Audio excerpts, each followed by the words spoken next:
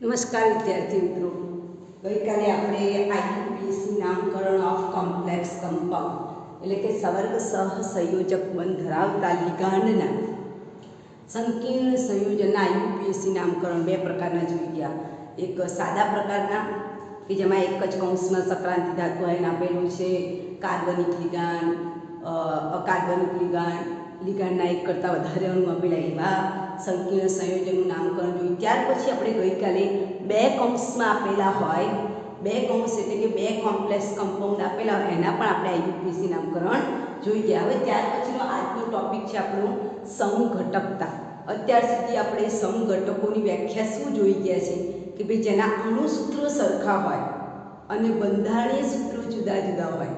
બધાને જ આ વ્યાખ્યા ખબર છે કે અણુસૂત્રો સરખા હોય અને બંધારણીય સૂત્રો જુદા જુદા હોય તેને સમઘટકો કહેવાય.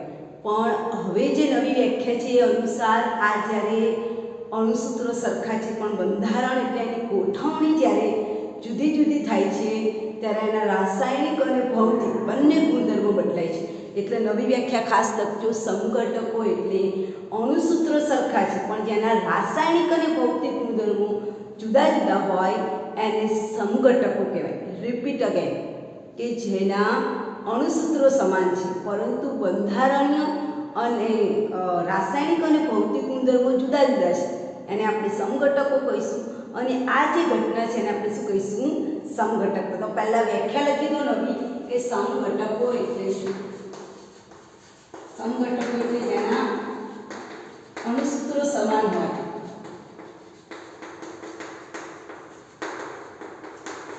પરંતુ જેના રાસાયણિક અને ભૌતિક ગુણધર્મ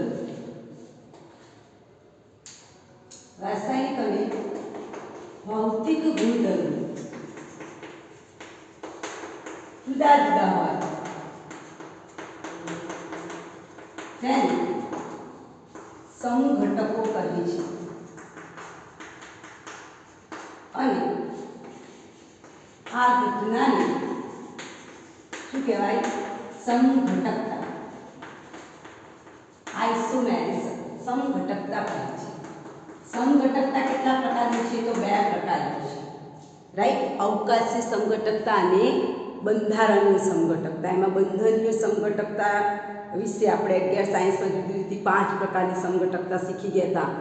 સ્થાન સમઘટકતા, ક્રિયાશીલ સમઘટકતા, ટોટોમેરિઝમ, મેટામેરિઝમ એ બધું શીખી ગયા છે. એવી અલગ પ્રકારની બંધારણીય સમઘટકતા આપણી 12 સાયન્સમાં જોવાની છે, રાઈટ? તો સમઘટકતાના બે પ્રકાર છે. સેકન્ડ તો સમઘટકતા કેટલા પ્રકારની છે? બે પ્રકારની છે. સમઘટકતાના બે પ્રકાર છે. નંબર 1 અવકાશીય સમઘટકતા, એટલે કે ગોઠવણીના કારણે ચેન્જ થાય. ગોઠવણી, પરમાણુની ગોઠવણી કેવી રીતે થાય છે એના આધારે જે પ્રકાર પડે છે એને અવકાશી સમઘટકતા. સેકન્ડ નંબર છે બંધારણીય સમઘટકતા. મારો લિગાન્ડ સંક્રાંતિ ધાતુ આયન સાથે કેવા પ્રકારના બંધથી જોડાયેલો છે એના આધારે જે પ્રકાર પડે છે એને બંધારણીય સમઘટકતા કહે છે. બરાબર? ચાલો, હવે આ જે અવકાશી સમઘટકતા છે એના પાછળ બે પ્રકાર છે. ભૌમિતિક સમઘટકતા કે જે આકાર ઉપર ડિપેન્ડન્ટ છે, ભૌમિતિક સમઘટકતા. અને બીજું છે પ્રકાશીય સમઘટકતા, રાઈટ? ભૌમિતિક સમઘટકતા, અવકાશીય સમઘટકતા એટલે અણુની અવકાશમાં ગોઠવણી કેવી રીતે થઈ એની સમઘટકતાને આપણે અવકાશી સમઘટકતા કહીશું. એના પણ બે પ્રકાર છે, ભૌમિતિક સમઘટકતા અને પ્રકાશીય સમઘટકતા. આ જે ભૌમિતિક સમઘટકતા છે એના પાછા બે પ્રકાર છે, સિસ સમઘટક અને ટ્રાન્સ સમઘટક. કારણ કે આ ભૌમિતિક સમઘટકતા બંને પ્રકારના આયનો એટલે કે સમચતુષ્ફલક કે જેનું સવર્ગાંક 4 છે એવા લિગાન્ડ અને જેનું સવર્ગાંક 6 છે એવા બંને લિગાન્ડમાં જોવા મળે. એટલે ભૌમિતિક સમઘટકતા છે એના બે પ્રકાર છે. કયા કયા? સિસ અને ટ્રાન્સ સમઘટકો. બરાબર? એ આપણને એમાંય પાછા સવર્ગાંક 4 હોય એના પ્રકાર જુદા છે, બરાબર? અને સવર્ગાંક 6 હોય, સવર્ગાંક કેટલો હોય? 6. સવર્ગાંક એટલે તો ખબર છે ને કે સંક્રાંતિ ધાતુ આયનની આસપાસ કેટલા લિગાન્ડ ગોઠવાયેલા છે, બરાબર? એ લિગાન્ડની સંખ્યાને આપણે શું કહીશું એનું સવર્ગાંક. તો 4 હશે તો ઇઝીલી આપણે 6 અને trans you can identify because one type of same ligand એટલે કે એક જ બાજુ એક સરખા લિગાન્ડ હોય તો આપણે એને સિસ કહીશું. બંને લિગાન્ડ એકબીજાની ઓપોઝિટ સાઈડ પર હોય તો આપણે એને શું કહીશું? ટ્રાન્સ સમઘટક કહીશું. ઇઝીલી સમજી શકાય. પણ જ્યારે સવર્ગાંક 6 આવે તો એમાંય પાછા બે ટાઈપ આવે કે 6 બે રીતે થાય. 4 + 2 3 + 2 ધેટ મીન્સ એક લિગાન્ડ 4 હોય બીજો લિગાન્ડ 2 હોય તો એ સવર્ગાંક 6 થાય. એક લિગાન્ડ 3 હોય બીજો લિગાન્ડ પણ 3 હોય તો એના પણ પ્રકાર પડે. એટલે સવર્ગાંક 6 માં પણ પાછા બે પ્રકાર, 4 + 2 લિગાન્ડ હોય એવો પ્રકાર અને 3 + 3 હોય એવો લિગાન્ડ. સમજાય છે? ઓકે. અહીં આપણે આગળ પછી ચર્ચા કરીશું. ત્યાર પછી જે બંધારણીય સમઘટકતા, તો બંધારણીય સમઘટકતાના 4 પ્રકાર છે. નંબર 1 બંધનીય સમઘટકતા. કયો બંધ બનાવે છે એના આધારે પ્રકાર પડે એને બંધનીય સમઘટકતા કહેવાય. બીજી સમઘટકતા છે સવર્ગ સમઘટકતા જેને આપણે કોઓર્ડિનેશન સમઘટકતા પણ કહીએ છીએ. સવર્ગ સમઘટકતા જેનું બીજું નામ છે કોઓર્ડિનેશન. એટલે લખજો ઘણી વખત કોઓર્ડિનેશન યુનિટ એક્સનો શબ્દ છે કોઓર્ડિનેશન.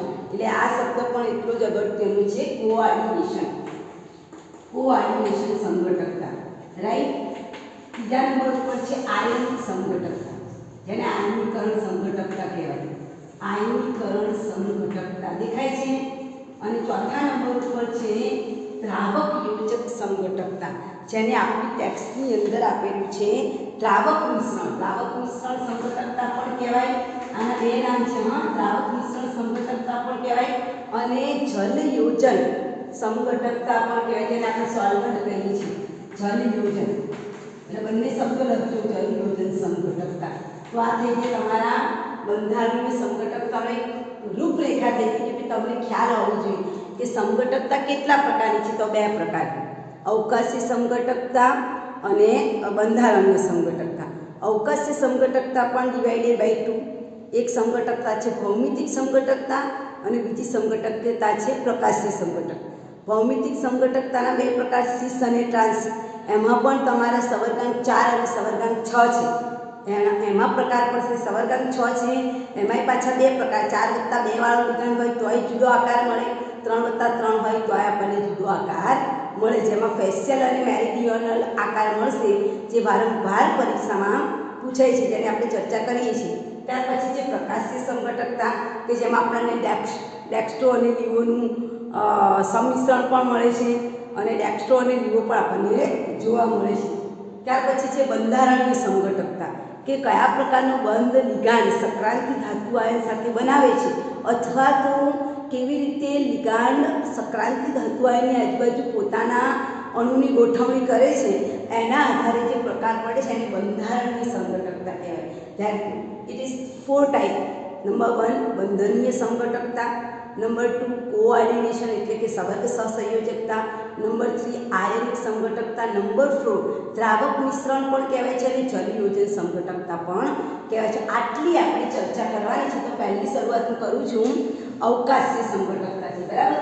અવકાશી સમઘટકતા મેં આગળ વાત કરી તેમ કે લિગાન્ડની અવકાશમાં ગોઠવણી કેવી રીતે થાય છે એના આધારે એ સમઘટકતાના બે પ્રકાર છે, ભૌમિતિક સમઘટકતા અને પ્રકાશીય સમઘટકતા. તો પહેલી હું ચર્ચા કરું છું ભૌમિતિક સમઘટકતા. નંબર 1 ભૌમિતિક સમઘટકતા. આ ભૌમિતિક સમઘટકતા શેમાં જોવા મળે? તો બંને પ્રકારના સવર્ગાંકમાં જોવા મળે. સવર્ગાંક 4 હોય ધેટ મીન્સ કે ચતુષ્ફલકીય હોય આકાર, ચતુષ્ફલકીય સંકીર્ણ સંયોજન હોય એમાં પણ જોવા મળે અને સવર્ગાંક 6 હોય જેને આપણે અષ્ટફલકીય કહીએ છીએ. અષ્ટફલકીય એ બંને લિગાન્ડમાં પહેલાં તો જોવા મળે. એટલે આપણે આ યાદ રાખવાનું કે ચતુષ્ફલકીય સંકીર્ણ સંયોજન હોય અને અષ્ટફલકીય સંકીર્ણ સંયોજન હોય એ બંને પ્રકારમાં આપણને આ ગોઠવણી જોવા મળે છે. તો ભૌમિતિક સમઘટકતા એટલે શું કે જેના અણુસૂત્રો સરખા છે પણ એની ગોઠવણી લિગાન્ડની ગોઠવણી જુદી જુદી છે. જુદી જુદી મતલબ કે સક્રાંતિ ધાતુ આયનની એક જ બાજુ બંને લિગાન્ડ સમાન લિગાન્ડ એક જ બાજુએ આવેલા હોય તો એને સિસ સમઘટક કહેવાય. પણ બે લિગાન્ડ એકબીજાની ઓપોઝિટ સાઈડ પર આવેલા હોય તો એને ટ્રાન્સ લિગાન્ડ કહેવાય. ફોર એક્ઝામ્પલ સવર્ગાંક 6 માટે જોઈએ. સવર્ગાંક 6 એટલે લિગાંડની સંખ્યા કેટલી છે 4 કોષમાં લખું છું લિગાંડની સંખ્યા કેટલી હોય 4 તો એવા સંકટકો માટે હું તમને ઉદાહરણ આપું તો દાખલા તરીકે અમારો પ્લેટિનમ છે સંક્રાંતિ ધાતુ આ પ્લેટિનમ સાથે Cl અહીંયા જોડાયું છે Cl આ Cl લિગાંડ છે એક લિગાંડ Cl છે અને એક લિગાંડ એમોનિયા છે માની લો આવો લિગાંડ છે બરાબર તો અહીંયા તમે જોઈ શકો છો કે આ સમાન લિગાંડ એક જ બાજુ છે અહીંયા પણ જુઓ સમાન લિગાંડ એક જ બાજુ છે તો આવા સંઘટકને કેવો સંઘટક કહેવાય સીસ સંઘટક કહેવાય રિપીટ અગેન સંક્રાંતિ ધાતુ આયન અથવા તો ધાતુ આયનની એક બાજુએ એક સમાન લિગાંડ જોડાયેલા હોય તો એને આપણે શું કહીશું સીસ સંઘટક કહીશું પરંતુ જો સામસામેની બાજુએ જોડાય હવે આ બંને Cl આવી રીતે સામસામે જોડાયેલા હોય એમોનિયા પણ એકબીજાની સામસામે જોડાયેલા હોય તો આને આપણે કેવો સંઘટક કહીશું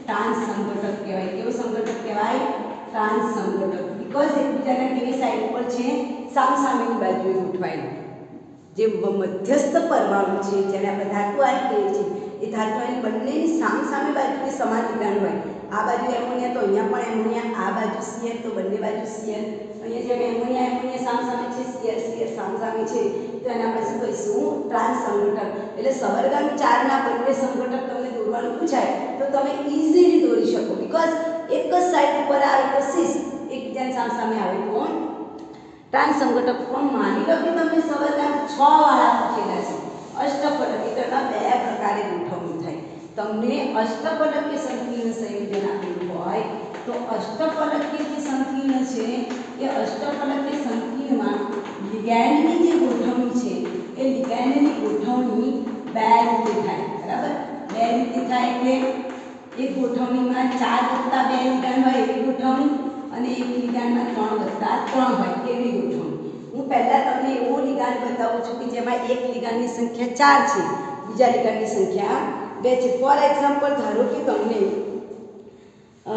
Fe અને Cn એક જો અહીંયા હું આ ઉદાહરણ લખું છું Fe એમાં Cn ના 4 અંક છે અને એમોનિયાના 2 અંક છે રાઈટ તમે એ જોઈ શકો છો કે ટોટલ લિગાંડની સંખ્યા કેટલી છે 6 પણ સરવાળો કાય રીતે છે 4 + 2 તો પહેલા આપણે આના સંઘટકો દોરીશું પછી આના દોરીશું આના પરીક્ષામાં ખાસ પૂછાય છે ધ્યાનમાં રાખજો કારણ કે એ સંઘટકોના નામ છે ફેશિયલ અને મેરીક્યુલર આ તમારે પરીક્ષામાં મોસ્ટ આવેલું પહેલા હું આની વાત કરી દઉં કે જેમાં એક લિગાંડ 4 હોય અને બીજો લિગાંડ 2 હોય તો એમાં સીસ કોને કહેવાય અને ટ્રાન્સ કોને કહેવાય તો તમારે શું યાદ રાખવાનું અહીંયા જો આના હું સીસ અને ટ્રાન્સ સંઘટક દોરું છું આ બ્રેકેટમાં દોરે છે ને એના હું સીસ અને ટ્રાન્સ સંઘટક દોરું જો તમારે યાદ રાખવાનું અષ્ટપદકીય આકાર પહેલા દોરી દેવાનું અષ્ટપદકીય આકાર એટલે Fe બરાબર મધ્યમાં હશે 4 ખૂણા પરના 4 કોણ ઉપર અને નીચે જો તમારા એક 4 લિગાંડ એક જ સાઈડ પર હોય દાખલા તરીકે અહીંયા પણ અલગ ચોકથી એને આપણે ડિફાઇન કરીએ છીએ એટલે તમને ખબર પડે અહીંયા Cn છે અહીંયા Cn છે અહીંયા Cn છે અને અહીંયા તો એક સમાન તમે જો Cn ના 4 અણુ એક જ સાઈડ પર છે અને એમોનિયાના 2 લિગાંડ અહીંયા છે દેખાય છે તમને ઓકે તો આ જે છે એમાં સમાન વાળો નિયમ સચવાય છે કે ભાઈ સમાન સંખ્યા એક જ બાજુએ છે સમાન લિગાંડ એમોનિયા લિગાંડ એક બાજુ Cn લિગાંડ બધા એક બાજુ તો આને કેવો સંઘટક કહેવાય સીસ સંઘટક કહેવાય પણ આ જ અણુનો મારે ટ્રાન્સ દોરવો હોય તો સમાન લિગાંડ 4 ખૂણા પર ગોઠવાયેલા હોય સમાન લિગાંડ જે છે દાખલા તરીકે Cn જે અણુની સંખ્યા 4 છે એ ચારેય લિગાંડ ચોરસ ખૂણા પર ગોઠવાયેલા હોય અને એમોનિયાનું લિગાંડ ઉપર અને નીચે ગોઠવાયેલું હોય ધેટ કોલ ટ્રાન્સ આઇસોમર અને આપણે શું કહીશું ટ્રાન્સ સંઘટક ક્લિયર રિપીટ અગેન 4 + 2 આપેલું હોય જો 4 લિગાંડ એક જ બાજુ હોય આ બાજુ 2 લિગાંડ જે બીજા છે આમાં આપણે 2 પ્રકારના લિગાંડો છે એક તો સાયનાઇડ લિગાંડ છે અને એક એમોનિયા લિગાંડ છે સાયનાઇડ લિગાંડ તો Fe ની એક જ સાઈડ બધા સાયનાઇડ છે પછી આ બાજુ એમોનિયા તો એક જ બાજુ બધા ammonia that call of cis સંઘટક રાઈટ હવે આપણે ટ્રાન્સ સંઘટકમાં તમારે શું યાદ રાખવાનું કે જે લિગાંડની સંખ્યા 4 છે એ 4 લિગાંડ કોર્નર ઉપર હોય એટલે કે ખૂણા ઉપર ગોઠવાયેલા હોય બસ 4 લિગાંડ એટલે 4 ખૂણા પકડી લેવાના અને એની ઉપર અને નીચે જો આવી રીતે એમોનિયાનું લિગાન્ડ હોય, અષ્ટફલકીય આકાર તમને જોવા મળે છે, તો આવી રીતે એમોનિયા ઉપર અને નીચે ગોઠવાયેલો હોય તેને આપણે કઈ સંઘટક કહીશું? ટ્રાન્સ સંઘટક. તો આ વાત થઈ ગઈ 4+2 ની વાત થઈ.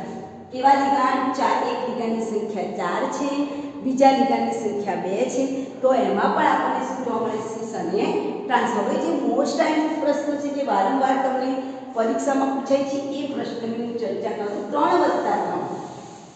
મારો એક લિગાન્ડ છે એ પણ 3 છે, બીજો લિગાન્ડ છે એ પણ 3 છે. તો હવે આપણે અષ્ટફલકીય સંકીર્ણ તો લેવાના જ છે, પણ અષ્ટફલકીયમાં લિગાન્ડની ગોઠવણી કેવી છે? 3+3.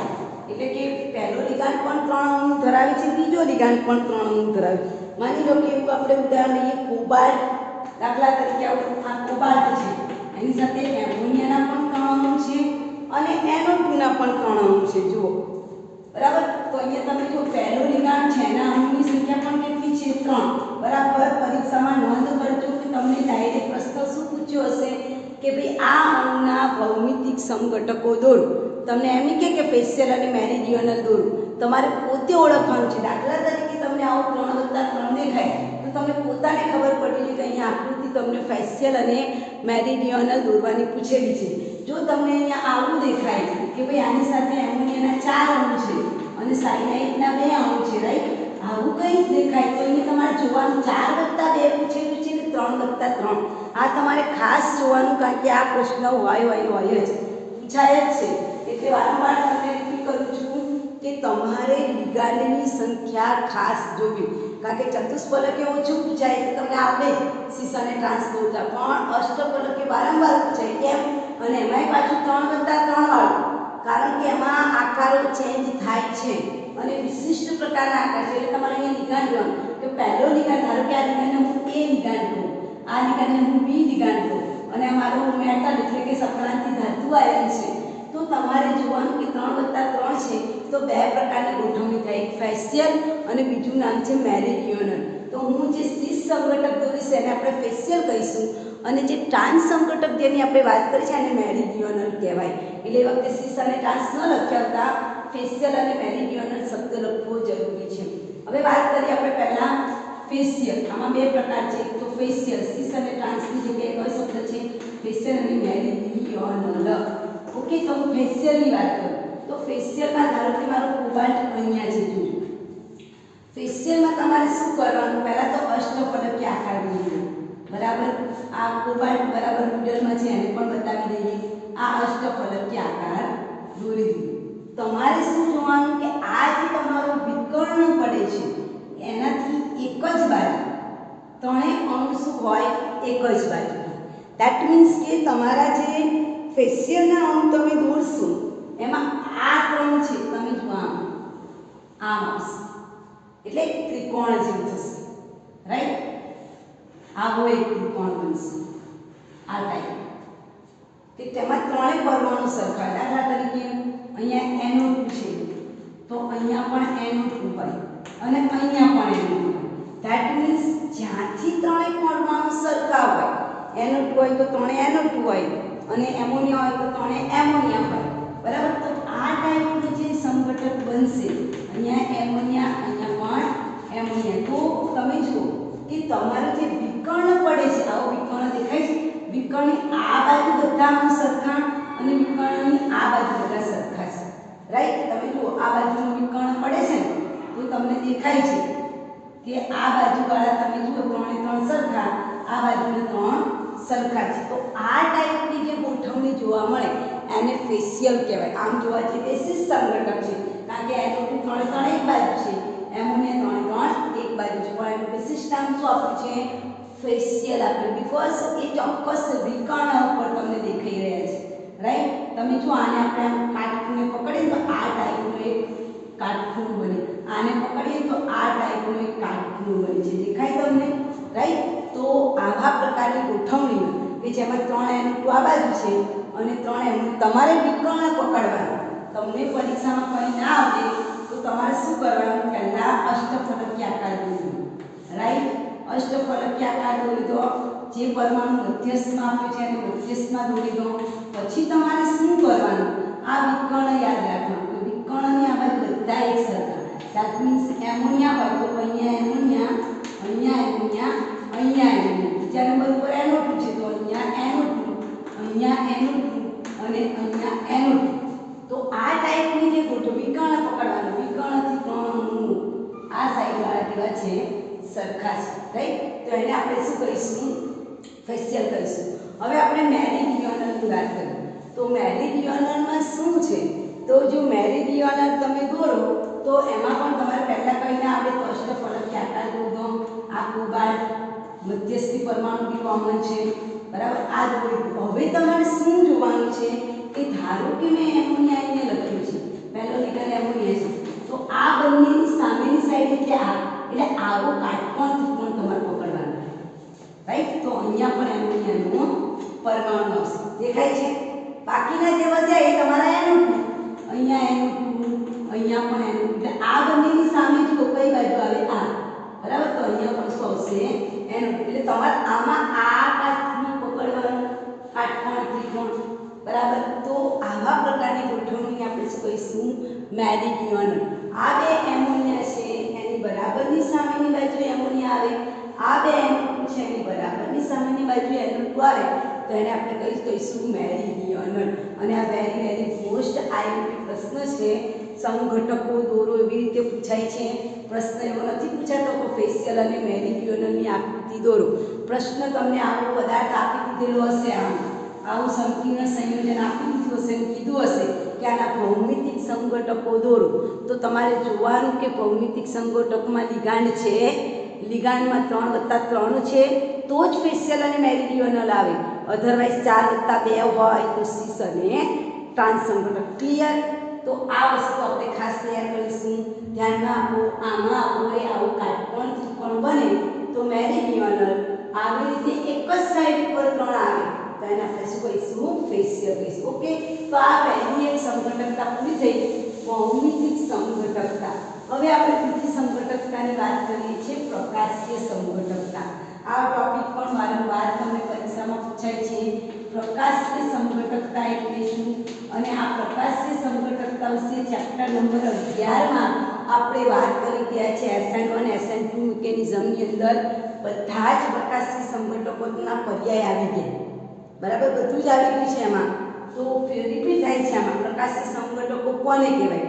તો વ્યાખ્યા લખજો કે જેના શું સરખા હોય?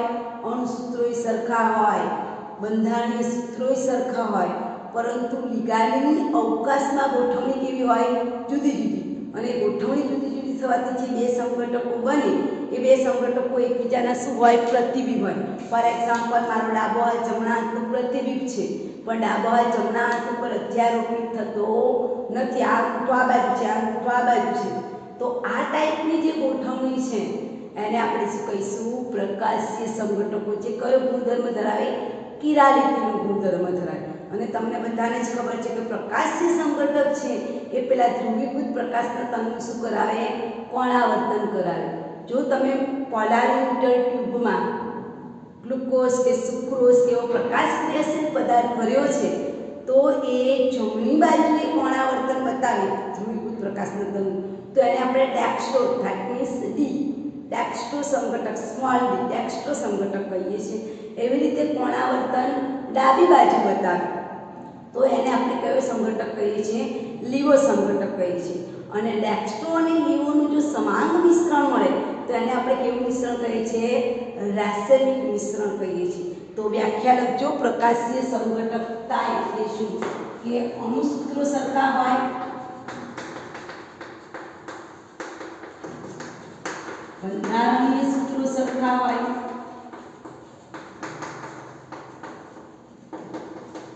પરંતુ લિગાન્ડની અવકાશમાં ગોઠવણી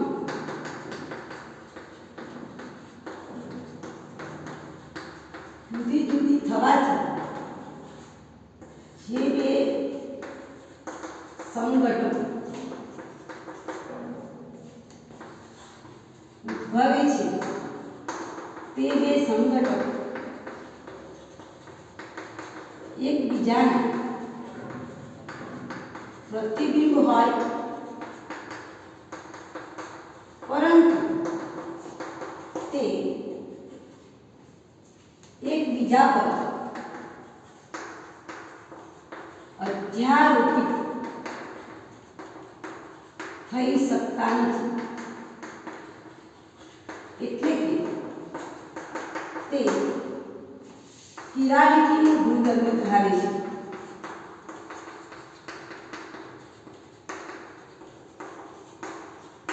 આવા સંઘટકોને પ્રકાશીય સંઘટકો કહેવાય છે.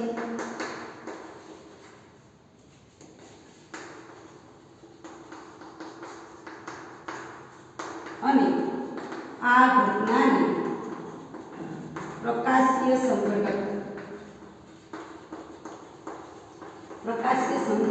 કહે છે. જો પ્રકાશીય સંઘટકો છે એ ધ્રુવીભૂત પ્રકાશના તલનું શું કરાવી શકે છે? કોણાવર્તન. ધ્રુવીભૂત પ્રકાશના તલનું કોણાવર્તન, આ તો બધાને આવડે છે. કોણાવર્તન ડાબી બાજુ કરાવે તો લીવો અને કોણાવર્તન ધ્રુવીભૂત પ્રકાશના તલનું કોણાવર્તન જમણી બાજુ કરાવે તો એને આપણે શું કહીશું? ડેક્સ્ટ્રો કહીશું. અને ડેક્સ્ટ્રો વત્તા લીવોનું સમાન મિશ્રણ મળે. ડેક્સ્ટ્રો અને લીવોનું સમાન મિશ્રણ મળે તેને આપણે શું કહીશું? રાસાયણિક મિશ્રણ. રાઈટ. વાત થઈ ગઈ તમારી પ્રકાશીય સંઘટકતા. Repeat again. અણુસૂત્રો સરખા, બંધારણીય સૂત્રો સરખા, અવકાશીય ગોઠવણી જુદી જુદી થાય એટલે જે બે સંઘટકો મળે એકબીજાના પ્રતિબિંબ હોય પણ એકબીજા પર અધ્યારોપિત ન થતા હોય એને પ્રકાશીય સંઘટકો કહેવાય. આ ઘટનાને આપણે શું કહીશું? પ્રકાશીય સંઘટકતા કહીશું. ફોર એક્ઝામ્પલ આપણે પ્રકાશીય સંઘટકોના ઉદાહરણ જોઈએ છે. તમારી પુસ્તકમાં પણ પ્રકાશીય સંઘટકતાના ઉદાહરણ આપેલા છે. તો પ્રકાશીય સંઘટકતાના ઉદાહરણમાં પણ તમે જુઓ કે તમને ઉદાહરણ આપેલા છે એમાં તમને કેવા લિગાન્ડ આપ્યા છે? બહુદંતીય લિગાન્ડ. બીકોઝ આ સંઘટકતા શેમાં જોવા મળે? કિલાટ સંયોજન. કિલાટ સંયોજન વિશે આપણે શીખી ગયા છે. તો તમને પરીક્ષામાં પૂછાય કે પ્રકાશીય સંઘટકો કોણ આપે? તો કિલાટ સંયોજન. કિલાટ એટલે શું? કે બહુદંતીય લિગાન્ડ સંક્રાંતિ ધાતુ આયન સાથે જોડાય ત્યારે ચક્રીય રચના બનાવે એને આપણે શું કહીશું? કિલાટ સંયોજન. એટલે તમને જે ઉદાહરણ આપ્યું છે એમાં તમે જુઓ પીટી સાથે ઈઆરના 3 અણુ જોડાયેલા છે. તે 3 અણુ જુઓ ઈઆરનો એક લિગાન્ડ કેટલા ઇલેક્ટ્રોન યુગ્મ દાન કરે? 2. અહીંયા પણ એક ઈએન જોડી દો, અહીંયા પણ. તો આ ઈએનનો એક અણુ છે, એક જ અણુ પણ કેટલા લિગાન્ડનું દાન કરે? 2 લિગાન્ડ. એટલે ટોટલ કેટલો સવારમાન થયો? 6. 1 2 3 4 5 અને 6. યાદ રાખજો આ પ્રકાશીય સંઘટકતા માત્ર અને માત્ર કયો લિગાન્ડ આપે? અષ્ટફલકીય. ભૂલથી પણ ચતુષ્ફલકીય ના લખતા. ચતુષ્ફલકીય આ ઘટના ના આવે. હવે મારે આનો પ્રકાશીય સંઘટક દોરવો હોય તો મારે આને શું દોરવું પડે? પ્રતિબિંબ. હું આનું પ્રતિબિંબ દોરું તો આ ઈએન આ બાજુ જાય, તમને દેખાય છે આનું પ્રતિબિંબ આપણે જોઈએ તો આ આમ જશે, આ ઈએન તમને આ બાજુ દેખાશે, આ ઈએન તમને અહીંયા દેખાશે. તો આ એનું પ્રતિબિંબ સ્વરૂપ દોર્યું. તો આ એકબીજાને શું કહેવાય? પ્રકાશીય સંઘટકો કહેવાય. એવી રીતે તમે 4+2 નું ઉદાહરણ પણ આપેલું છે જેમાં ઈએન સીએલ સીએલ પણ છે. બીજું ઉદાહરણ જોઈએ તો એમાં પીટી સાથે સીએલ નો અણુ છે, અહીંયા પણ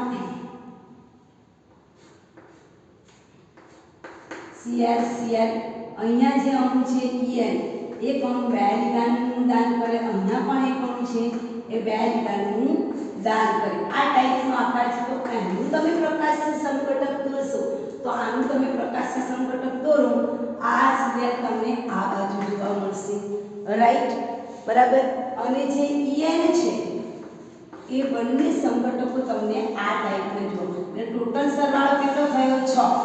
આ 1 2 3 4 5 અને 6 થઈ ગયું. તો આ કેવા સંઘટકો કહેવાય? પ્રકાશીય સંઘટકો કહેવાય. કમ્પ્લીટ ક્લિયર થઈ ગઈ વ્યાખ્યા. અણુસૂત્રો સરખા, બંધારણીય સૂત્રો સરખા, પરંતુ અવકાશમાં ગોઠવણી જુદી જુદી થાય એટલે જે સંઘટકો ઉદ્ભવે એકબીજાના પ્રતિબિંબ છે પણ એકબીજા પર અધ્યારોપિત નથી થતા એને આપણે શું કહીશું? પ્રકાશીય સંઘટક. તો હવે લાસ્ટ ટોપિક છે બંધારણીય સંઘટકતા. બંધારણીય સંઘટકતા કોને કહેવાય કે જે મારું લિગાન્ડ છે એ જુદા જુદા પ્રકારના બંધ બનાવતો હોય સંક્રાંતિ ધાતુ આયન સાથે, અથવા તો લિગાન્ડ છે એ સંક્રાંતિ ધાતુ આયનની આજુબાજુ અવકાશી ગોઠવણી જુદી જુદી કરે તો એના આધારે એના 4 પ્રકાર છે.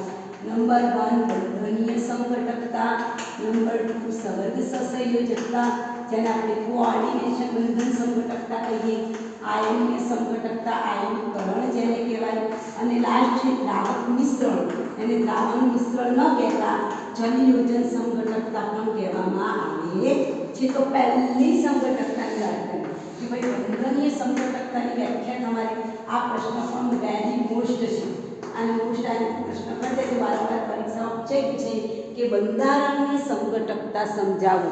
તો પહેલા એની વ્યાખ્યા શું લખીશું કે લિગાન્ડ એ જુદા જુદા પ્રકારના બંધ અથવા તો લિગાન્ડની સંક્રાંતિ ધાતુ આયનની આસપાસની જુદી જુદી ગોઠવણી થવાના કારણે જે સંઘટકતા ઉદ્ભવે છે એનું નામ શું છે? બંધારણીય સંઘટકતા.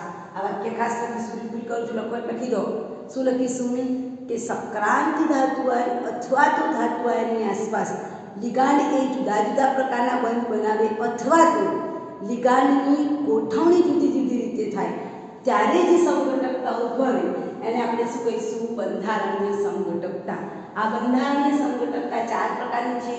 બંધનીય સંઘટકતા, કોઓર્ડિનેશન સંઘટકતા એટલે કે સવર્ગ સહસંયોજકતા, પછી છે આયનીકરણ સંઘટકતા, ચોથું છે દ્રાવક મિશ્રણ સંઘટકતા.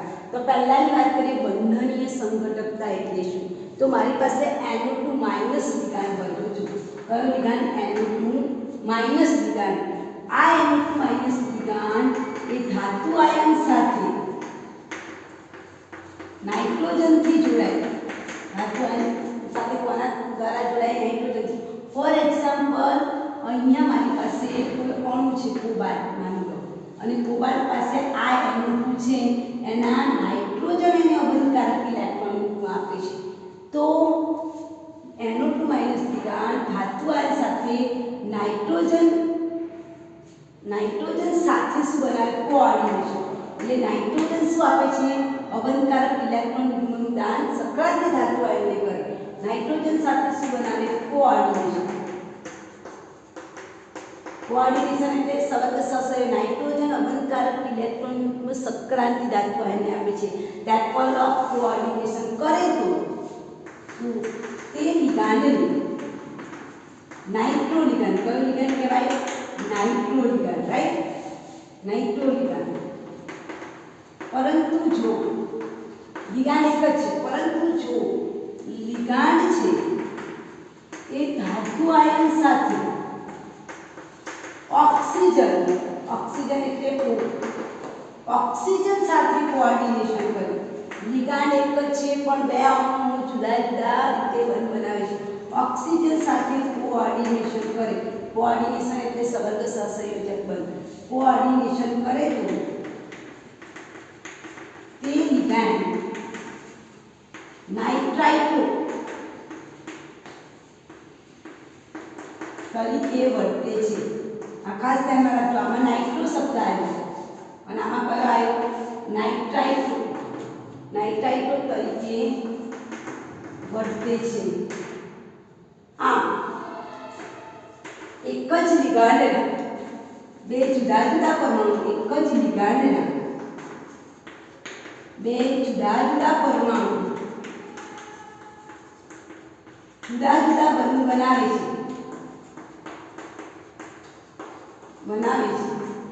જેને કઈ સંઘટકતા કહીશું? બંધનીય સંઘટકતા કહે છે.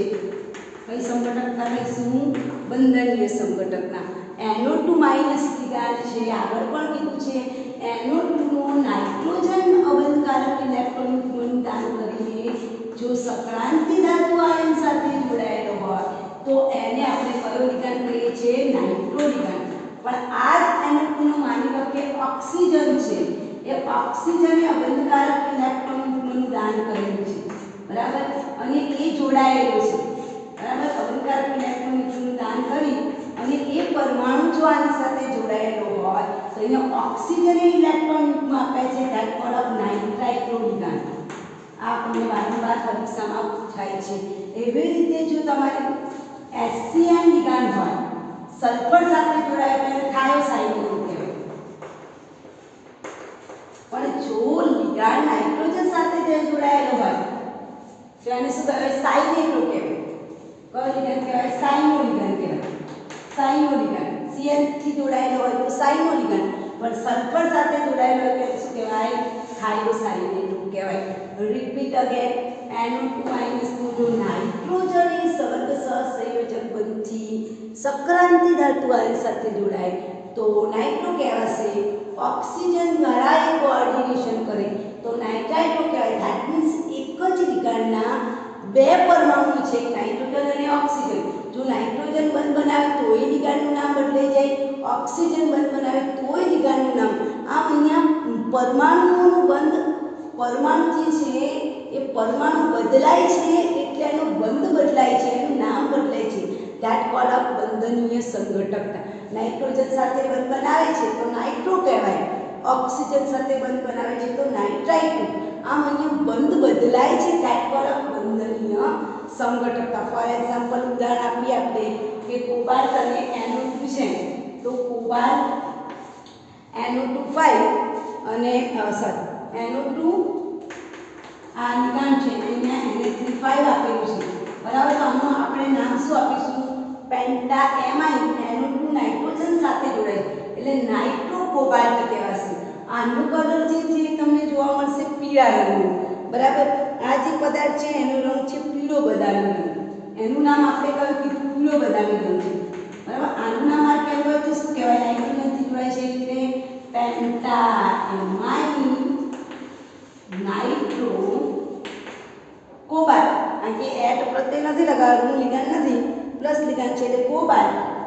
Nitro cobalt 3, cobalt 3 oxidation. પણ ધારો કે આ જ અણુ આ રીતે જોડાયેલો હોય, આનો આ જ અણુ ઓક્સિજન આગળ આપેલો હોય, એનો પાછળ આપેલો હોય તો આનું નામ બદલાઈ જાય. હવે શું નામ બદલાય મને કહો તો?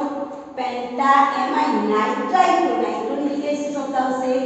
નાઇટ્રાઇટ્રો. પેન્ટાએમાઇન નાઇટ્રાઇટ્રો કોબાલ્ટ 3, જેનો કલર કેવો જોવા મળશે તમને? લાલ રંગ.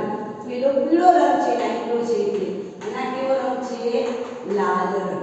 બરાબર. સમજ પડી ગઈ? બંધારણીય સંઘટકતા એટલે પરમાણુ જુદા જુદા પ્રકારના બંધ બનાવે છે એટલે આપણે એને બંધનીય સંઘટકતા કહીએ છીએ. નાઇટ્રોજન આપેલું છે એટલે નાઇટ્રો કમ્પાઉન્ડ, ઓક્સિજન આગળ આપેલું હોય એનો પાછળ આપેલું હોય તો પરીક્ષામાં ધ્યાનમાં રાખવાનું શું લખવાનું છે? નાઇટ્રાઇટ્રો લખવાનું છે. ઓકે. એના પછી આપણે બીજી સંઘટકતા જોઈએ છીએ સવર્ગ સંઘટકતા, કે જેને આપણે કોઓર્ડિનેશન સંઘટકતા પણ કહીએ છીએ. હું બીજો શબ્દ એને કૌંસમાં લખું છું. કોઓર્ડિનેશન ઇંગ્લિશ શબ્દ છે. કોઓર્ડિનેશન સંઘટકતા. તો કોઓર્ડિનેશન સંઘટકતા એટલે શું? કે ધન આયન અને ઋણ આયન. ધન આયન એટલે સક્રાંતિ ધાતુ આયન અને ઋણ આયન એટલે લિગાન્ડ. તો ધન આયન અને ઋણ આયન એ એક જ સંકીર્ણમાં આવેલા હોય. ફરીથી રિપીટ કરું છું કે જ્યારે કોઓર્ડિનેશન સંયોજનોમાં ધન આયન અને ઋણ આયન બંને સંકીર્ણમાં હોય ત્યારે કોઓર્ડિનેશનના જે બે વર્તુળ બને એ બે વર્તુળમાંથી લિગાન્ડને શું થાય? હેરાફેરી. બરાબર સમજાય છે? લખું. જ્યારે સવર્ગ સંયોજનમાં ધન આયન અને ઋણ આયન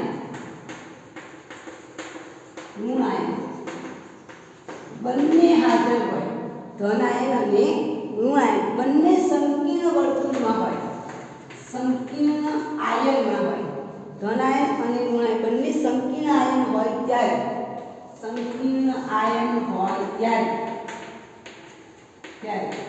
કોઓર્ડિનેશન વર્તુળમાંથી બે કોઓર્ડિનેશન વર્તુળ છે તે કોઓર્ડિનેશન વર્તુળના બંને ભાગોમાંથી સપ્તકાસ્તક કોઓર્ડિનેશન વર્તુળના બંને ભાગોમાંથી લિગાન્ડની હેરાફેરી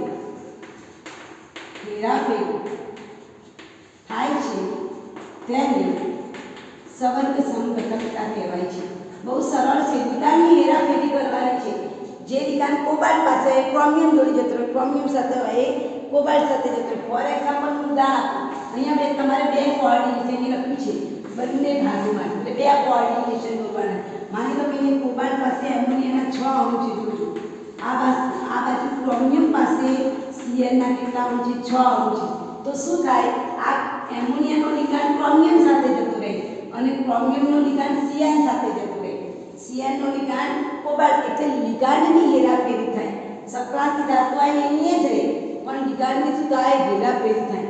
અત્યારે મારા કોબાલ્ટ પાસે શું છે? એમોનિયા, અને ક્રોમિયમ પાસે શું છે? સાયનાઇડ। હવે મારે આને કોઓર્ડિનેશન દોરવો હોય તો કોબાલ્ટ છે એની હેરાફેરી એમોનિયાના સાયનાઇડની જગ્યાએ જતો રહેશે, સાયનાઇડની જગ્યાએ શું આવી જશે? એમોનિયા। તો આમ લિગાન્ડની હેરાફેરી થાય, તો અહીંયા Cl આવી ગયું અને ક્રોમિયમ છે ત્યાં કયો લિગાન્ડ જતો રહ્યો? એમોનિયાનો લિગાન્ડ। આમ લિગાન્ડની જે હેરાફેરી થાય છે, સાયનાઇડની જગ્યાએ એમોનિયા, એમોનિયાની જગ્યાએ સાયનાઇડ, આમ લિગાન્ડની જે હેરાફેરી થાય છે એને આપણે શું કહીશું? કોઓર્ડિનેશન સમઘટકતા। આ પ્રકારની સમઘટકતા જ્યારે ધાતુ આયન બે જુદી જુદી ઓક્સિડેશન અવસ્થામાં હોય છે ત્યારે પણ જોવા મળે છે। જુદી જુદી ઓક્સિડેશન અવસ્થા એટલે કોઈનામાં +2 ઓક્સિડેશન અવસ્થા હોય, કોઈનામાં +4 હોય, એવા અણુમાં પણ જોવા મળે। દાખલા તરીકે હું અહીંયા પ્લેટિનમ +2 બતાવું અને અહીંયા એમોનિયા બતાવું, બરાબર? અહીંયા પ્લેટિનમ +4 હોય અને અહીંયા આગળ Cl હોય, તો પણ આ પ્રકારની સમઘટકતા Cl ના 6 અણુ હોય, ઓકે, પ્લેટિનમના 4 છે અને Cl ના 6, આવા પ્રકારના સમઘટકોમાં પણ તમને શું જોવા મળે?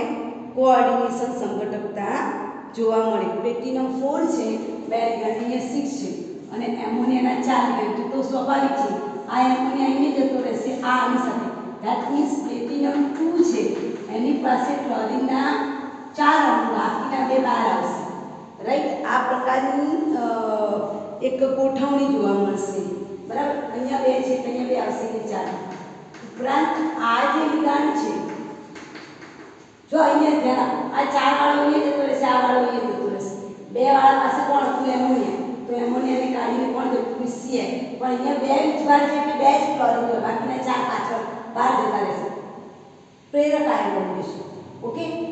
એવી રીતે Pt છે, તો Pt છે એ Cl 6 અહીંયા હતા, એટલે Pt2 પાસે Cl 6 જતા રહે, રાઈટ? તો આ પ્રકારની જે સમઘટકતા છે એને સવર્ગ સમઘટકતા કહેવાય છે, જે ચોપડીમાં થોડી અટપટી તમને આપેલી છે, રાઈટ? ચાલો હવે ત્રીજી સમઘટકતા છે આયનીકરણ સમઘટકતા। હવે આ જે આયનીકરણ સમઘટકતા છે ને એ બહુ સિમ્પલ છે કે આયનીકરણ સમઘટકતામાં સંકીર્ણની અંદર પણ લિગાન્ડ છે અને સંકીર્ણની બહારથી તમારું પેલો પ્રેક્ષક આયન છે કે જેને આપણે કાઉન્ટર આયન કહીએ છીએ, એ કાઉન્ટર આયન પોતે પ્રતિઆયન જે છે એ પ્રતિઆયન પણ એક પ્રકારનું શું હોય?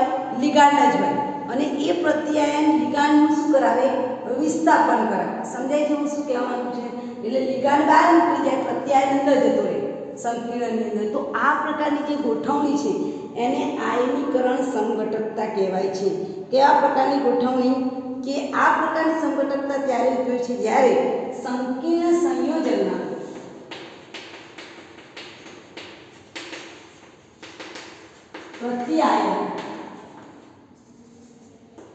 પ્રત્યાયન પોતે કેવો હોય? મજબૂત લિગાન્ડ,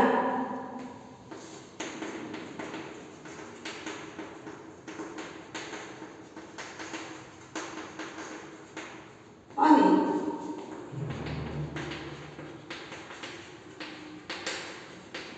લિગાન્ડ શું કરાવે છે? વિસ્થાપન કરાવે।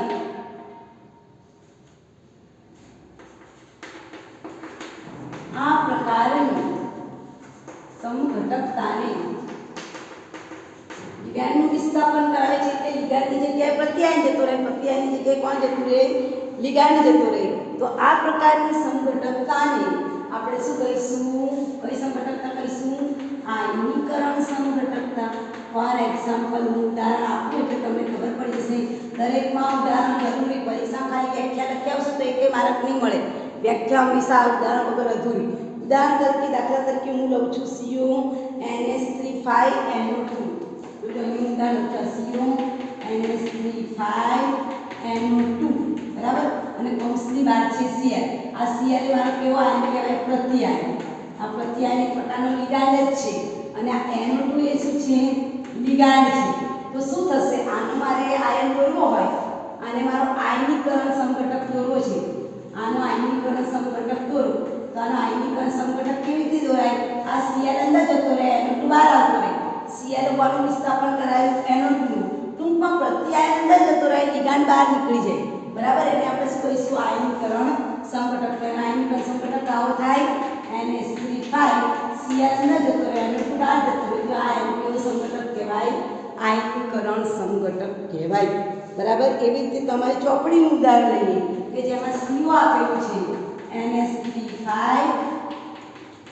SO4 છે કૌંસની બહાર આપેલું છે તમને Br લિગાન્ડ બરાબર ચાલો આનો આયનિક સંઘટક લખવો હોય તો શું લખાય Br અંદર જતો રહેશે SO4 બહાર જતો રહેશે CO NH3 Br અંદર SO4 માઈનસ ટૂંકમાં પ્રત્યાયન લિગાન્ડનું વિસ્થાપન કરાવે અને જે સંઘટકો ઉદ્ભવે એને આપણે શું કહીશું આયનિક સંઘટકતા હવે છેલ્લો પ્રકાર છે જલયોજન સંઘટકતા તો જલયોજન એટલે બીજું નામ છે દ્રાવક મિશ્રણ સંઘટકતા જે ખરેખર કોના પ્રકાર છે આયનીકરણ સંઘટકતાનો વિશિષ્ટ પ્રકાર છે આ પ્રકારની સંઘટકતા એ આયનિક પ્રકરણ જેનું નામ છે દ્રાવક મિશ્રણ અને બીજું નામ લખજો હા દ્રાવક મિશ્રણ સંઘટકતા જેનું બીજું નામ છે જલયોજન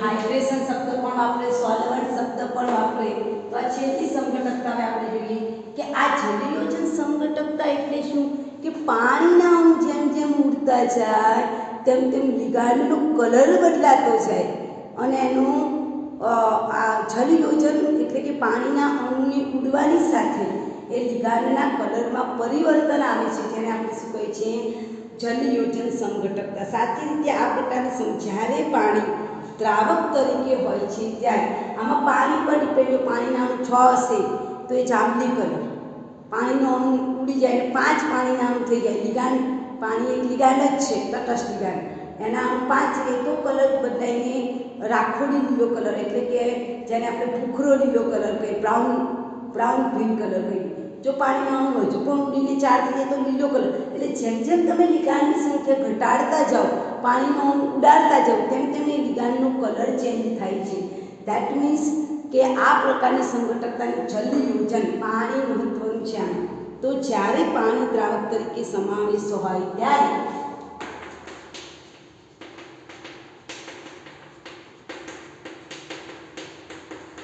સમાવિષ્ટ હોય ત્યારે